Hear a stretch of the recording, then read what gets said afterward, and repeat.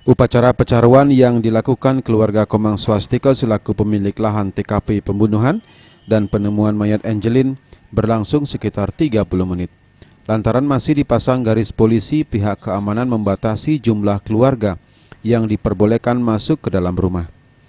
Usai prosesi upacara tersebut, Klian Banjar Abian Tubuh, Komang Juliadi menjelaskan, upacara yang dilaksanakan menggunakan tingkatan pecaruan alit. Alit mana nih kok? Pecaruan alit mana ya? Pecaruan alit ya.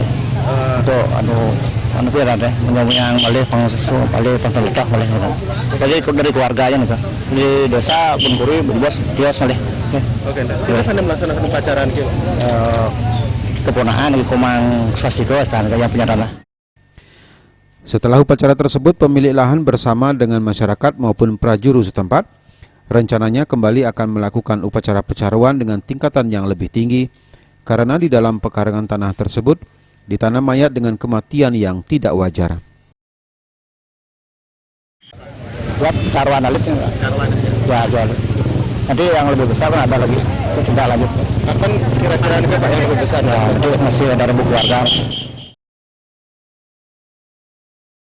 Komang Juliana menuturkan status tanah tersebut masih dikontrak 3 tahun lagi. Terkait kondisi di dalam rumah, Juliadi menyebut pihaknya tidak bisa dengan leluasa melihat karena kondisinya memprihatinkan.